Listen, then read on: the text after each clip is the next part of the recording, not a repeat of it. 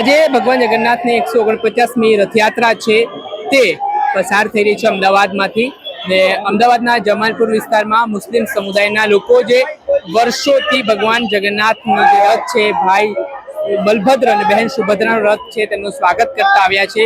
ત્યારે આપણે તેમની સાથે વાતચીત કરીએ કે કેટલા વર્ષથી આ પરંપરાઓ તેમને અકબંધ રાખી છે અને ખાસ કરીને અગાઉની જે રથયાત્રાઓ થતી હતી ને હવેની જે રથયાત્રાઓ થાય છે કોમી એકતા સૌહાર્દનું વાતાવરણ અને એક મહિના અગાઉથી પૂર્વ તૈયારીઓ તો શું ફરક તેઓ પણ રથયાત્રામાં જોઈ રહ્યા છે અને કેવી રીતે ભગવાન જગન્નાથનું તેઓ સ્વાગત કરતા હોય છે।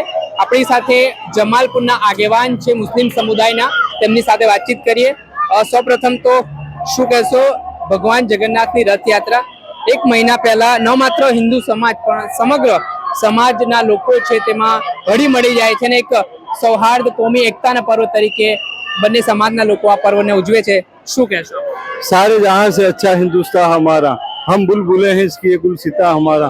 અમે લોકો તો કોમી એકતા ભાઈચારા અને આ દેશ અને અમારા ગુજરાત અને અમદાવાદ શહેર માટે અમે દુઆ પ્રાર્થના કરીએ છીએ। અને આપ જુઓ છો કે આખા અમદાવાદની જે જનમેદની છે અહીંયા ઉમટી પડી છે અને મુસ્લિમ સમુદાય જે છે એ અહીંયા સવારથી નહીં પણ એક મહિનાથી આપે જે રીતે કીધું છે તો અમે લોકો શાંતિ સમિતિના સભ્ય તરીકે અને મુસ્લિમ સમુદાય તરીકે એક મહિનાથી મહંતશ્રી અને જે પોલીસ પ્રશાસન છે એમની સાથે અમે મદદરૂપ થઈએ છીએ।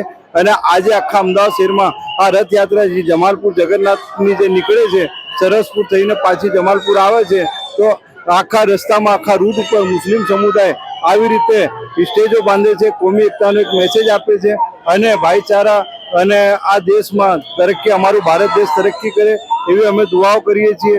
અને હિન્દુ મુસ્લિમ ભાઈ ભાઈ હમ સબ હે એક, આવું અમે સ્લોગન આપીએ છીએ કે આ ભારત દેશ ઉજ્જવળ રહે, તરક્કી કરે, અમારી આવી દુઆ છે।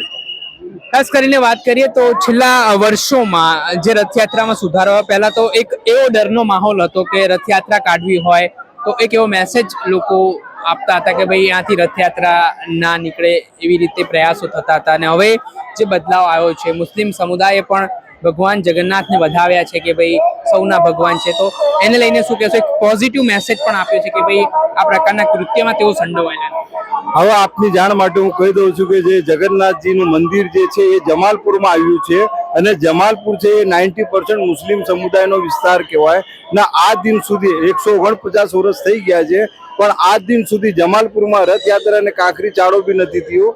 આ અમારા માટે સૌભાગ્યની વાત છે, કેમ કે કોઈનું ડર નથી, અહીંયા કોઈ ભય નથી, અમે સાથે રહીએ છીએ। અને કંઈ પણ જો જમાલપુર હોય કે આખા અમદાવાદમાં મુસ્લિમ સમાજે આ જે રથયાત્રા માટે પોતાનું જીવ આપી શકે છે કે રથયાત્રા સફળપૂર્વક પાર થાય। અમારી જે મોહબ્બત અને દુઆ છે એ રથયાત્રા માટે છે। અમે લોકો મુસ્લિમ તરીકે રથયાત્રા એકદમ સફળપૂર્વક રીતે નીકળે એવી રીતે અમે કામ કરીએ છીએ અને કોઈ ડર કે કોઈ માહોલ ભયનું માહોલ નથી। અમે તો પોલીસ પ્રશાસન આટલું બંદોબસ્ત કરે છે, અમે તો એમને બી કહીએ છીએ કે ભાઈ પોલીસ પ્રશાસન આટલું બંદોબસ્ત કરવાની કોઈ જરૂર નથી। આ કોમી એકતાનો એક મેસેજ છે અને ભાઈચારાનો આ રથયાત્રા છે, આમાં ડર કે બીક કે કશું છે જ નહીં। આ બહુ સારું છે અને પોલીસ પ્રશાસન અને ગુજરાત સરકાર જે મદદ કરે છે એના માટે અમે એમને થેન્ક્સ કહીએ છીએ। પણ ગુજરાતમાં રથયાત્રામાં કોઈ ડર કે કોઈ ભય નથી એ હું આપને કહી દઉં છું।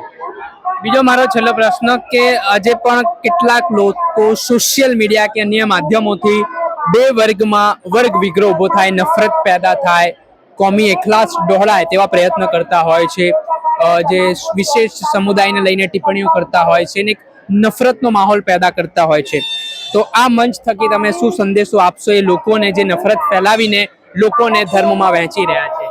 મીડિયાના માધ્યમથી હું એક વસ્તુ આપને કહેવા માંગુ છું કે આપ જુઓ છો એવી રીતે કે કોઈ ડરનો માહોલ નથી, કોઈ ભય નથી ને જે સમુદાયના જે લોકો જે છે કે હિન્દુ ના હોય કે મુસલમાન ના હોય, જે લોકો ખોટા માણસો છે એ લોકો ખોટું કૃત્ય કરતા હોય એ અમને ખબર નથી, પણ આખું મુસ્લિમ સમુદાય અને આખું હિન્દુ સમુદાય એક ભાઈચારાનો મેસેજ આપે છે ને મહંતશ્રી જે છે એ અમને ઇન્વાઇટ કરે છે, મંદિરમાં બોલાવે છે મુસલમાનોને।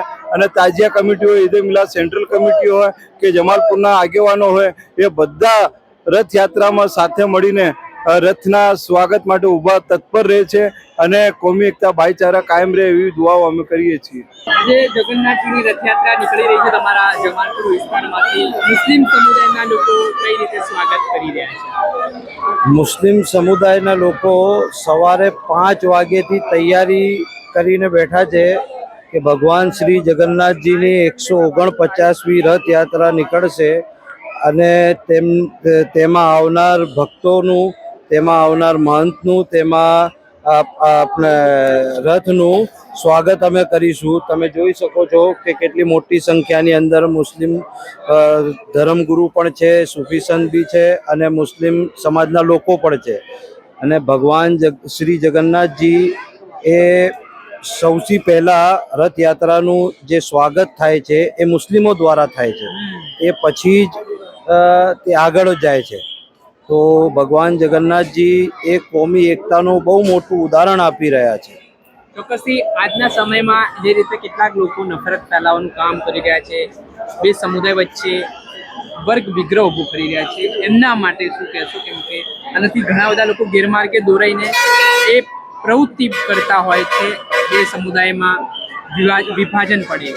એમાં તો કેવું છે કે હર વખત અને હર દોરની અંદર અમુક લોકો એવા ન્યુસન્સ હોય જ છે અને એને જવાબ આપવા માટે અત્યારે હાલ તો તમે જોઈ શકો છો કે ભગવાન જગન્નાથજી પોતે જ જવાબ આપી રહ્યા છે કે એમનું રથ નીકળી રહ્યું છે અને સૌથી પહેલાં મુસ્લિમ એમનું સ્વાગત કરી રહ્યા છે. અને જ્યારે તાજિયો હોય છે અને જ્યારે ઈદે મિલાદુન નબીનો તહેવાર હોય છે તો ત્યારે પણ સૌથી પહેલાં તે ઝંડી જો બતાવે છે તે દિલીપદાસ મહારાજ બતાવે છે અને એ તાજિયો ત્યાંથી નીકળે છે અને એ ઈદે મિલાદુન નબીનો જુલુસ નીકળે છે. તો અમારા જ્યારે ધર્મના મોટા મોટા લોકો જ જ્યારે બધું જવાબ આપી રહ્યા છે તો હવે અમે તો બહુ નાના છીએ, અમે શું જવાબ આપીએ? દિલીપદાસજીને કેટલાક હિન્દુ સમુદાયના લોકો ટાર્ગેટ કરે છે કે આ પ્રકારે તો મુસ્લિમ સમુદાય સાથે સંબંધ ધરાવે છે. ઘણી બધી બાબતોને લઈને એમની પણ ટીકા કરવામાં આવતી હોય. ધર્મગુરુ તો હંમેશા બધા સાથે જોડાયેલા જ હોય છે, કારણ કે ધર્મગુરુનું કામ છે કે એમને ધર્મ વિશે બધાને બતાવવું, તો એ બધા સાથે જોડાયેલા જ હોય છે.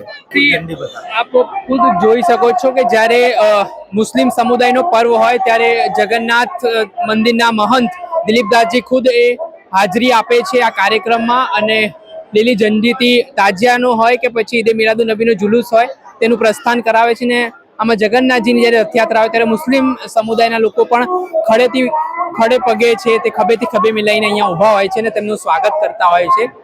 આશા રાખીએ છીએ દેશમાં આવી રીતે કોમી એકલાસ, સૌહાર્દપૂર્ણ વાતાવરણ જળવાઈ રહે તો જ આપણો દેશ પ્રગતિ કરી શકશે. નફરતથી કંઈક મેળવવાનું નથી, ઉલટાનું નુકસાન છે.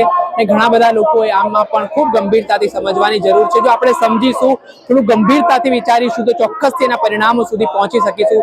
માત્ર સોશિયલ મીડિયા પર નફરત ફેલાવીને જે લોકોને ગેરમાર્ગે દોરવાના પ્રયત્ન થતા હોય તેનાથી પણ લોકોએ બચવું જોઈએ. દર્શક મિત્રો, આવા જ વિડીયો જોવા માટે નવજીવન ન્યૂઝ જોતા રહો, લાઈક કરો અને વધુમાં વધુ શેર કરો.